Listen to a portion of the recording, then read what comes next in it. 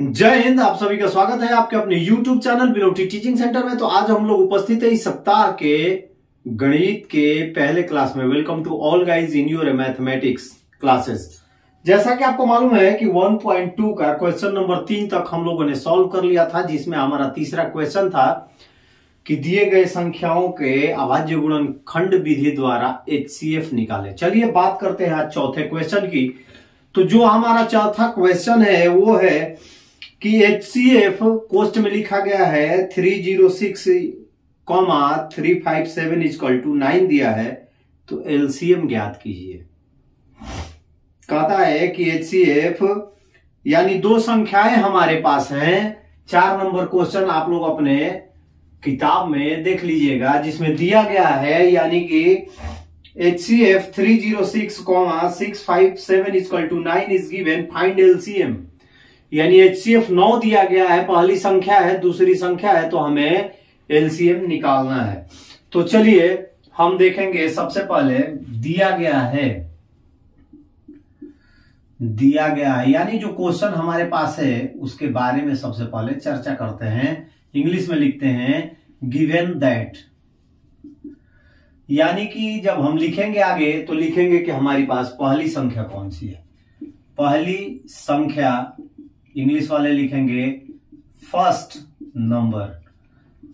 Number लिखेंगे तो देखिए 306 दिया गया है, ठीक है। सेकंड नंबर यानी दूसरी संख्या बराबर यानी सेकंड नंबर, तो ये है हमारे पास 657, ठीक है। अब हम देखेंगे HCF हमको दिया गया है, HCF बराबर 9 और LCM हमें निकालना है। यही है हमारा क्वेश्चन। यानी हमको इतना चीज दिया हुआ है हमारे सामने, हमको क्या करना है, LCM निकालना है। तो सूत्र मैंने आपको बताया था कि पहली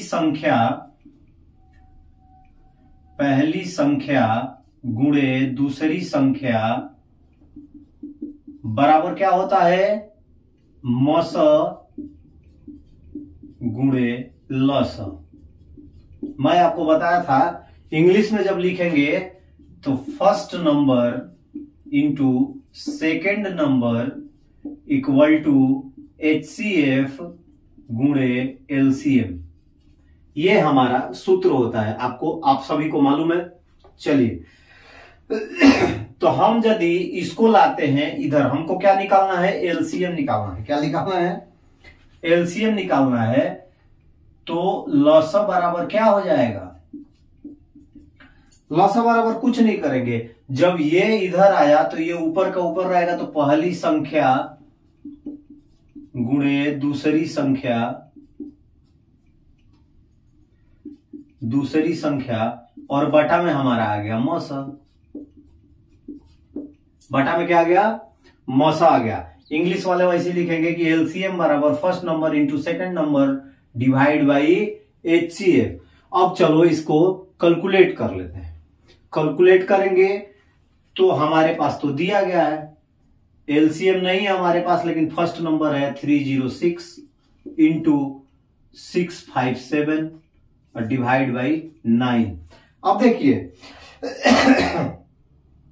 9 से कटाएंगे 306 को, कितनी बार में जाएगा, नतिया 27, बच गया 3 9 चौका 36, 34 बार में गया। जब इसको इंटू करेंगे यानी 34 और 657 को इंटू करेंगे तो हमारे पास आ जाएगा 22338। ये हो गया हमारा LCM यानी लॉस, और यही हमको निकालना था। It will be right answer. उम्मीद है आप लोगों को ये समझ में आया होगा। तो फटाफट इसको नोट कर लीजिए, फिर चलेंगे अगले क्वेश्चन की ओर।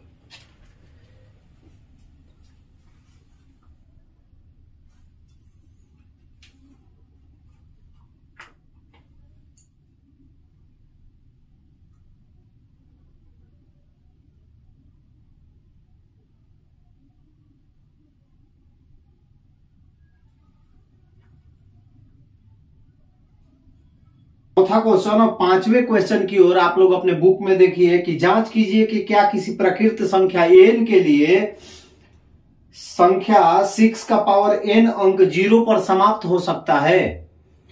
Celebrate whether the number for a natural number n can end at 6 के पावर n इशू 0। ये हमें क्वेश्चन 5 बनाना है। हमें जांच करना है कि 6 का पावर n जो है वो शून्य पे समाप्त हो सकता है क्या।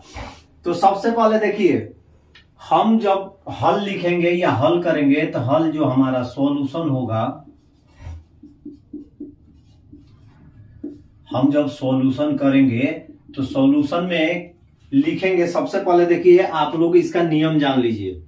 6 के पावर n का जो नियम होता है कि यदि कोई संख्या शून्य पर समाप्त होना चाहती है तो उसका अभाज्य गुणनखंड कम से कम एक बार 2 गुणे 5 आना चाहिए। ठीक है, 2 गुणे 5 यदि अभाज्य गुणनखंड एक बार भी आ जाता है तो समझ लीजिए कि वो शून्य पे समाप्त हो सकती है। तो फटाफट सबसे पहले हम क्या कर लेंगे, नियम लिख लेंगे बाबू। नियम जो हमारा होता है, या कोई भी जब संख्या एक बार यदि वो शून्य के पावर में समाप्त होनी चाहती है तो उसको 2 गुणे 5 का एक बार अभाज्य गुणनखंड होना बहुत जरूरी है। तो हमारे पास दिया हुआ है कि 6 के पावर n क्या शून्य पे समाप्त हो सकती है। तो 6 के पावर को यदि हम लिखेंगे तो इसका गुणनखंड करेंगे तो 2 इंटू 3 के पावर n। अब देखिए यहां पे क्या लिखेंगे, ये क्या 0 पे समाप्त हो सकती है? नहीं हो सकती है, क्योंकि 2 तो है लेकिन 5 में इसका अभाज्य गुणनखंड नहीं है। तो लिख देंगे कि यहां 2 और 5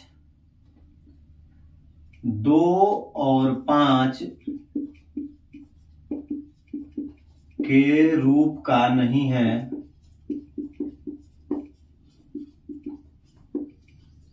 अर्थात यह कभी 0 पर समाप्त नहीं हो सकती। यानी जो हमारे पास दिया हुआ है संख्या है 6 के पावर n, नियम हमारा कहता है कि 2 गुणे 5 के एक बार अभाज्यगण प्राइम प्रोडक्ट में आना चाहिए, लेकिन यहाँ पे 2 और 3 आ रहा है तो ये 5 और 2 के रूप में नहीं है, इसीलिए शून्य पे समाप्त नहीं हो सकती है। हमेशा ध्यान में रखिएगा। It is a terminated not for 2 and 5, so it is not a terminate at 0। यानी ये जो है कभी भी 2 और 5 के जब अभाज्य गुणनखंड प्राइम प्रोडक्ट के रूप में वंश एक बार भी नहीं आ रही है तो 6 का पावर n शून्य के रूप में नहीं लिखा जा सकता है। ठीक है, तो ये रहे आपके 2 क्वेश्चन 4 और 5। कल आगे पढ़ेंगे 6, 7 और उसके बाद शुरू करेंगे 1.3। अभी आपकी जो वीडियो है वो छोटी छोटी आ रही है, थोड़ा टाइम की कमी है। चलिए आगे कल फिर अगले वीडियो में मिलेंगे, तब तक के लिए आप सभी को जय हिंद। अपना ख्याल रखिए और इसको फटाफट नोट कर लीजिए।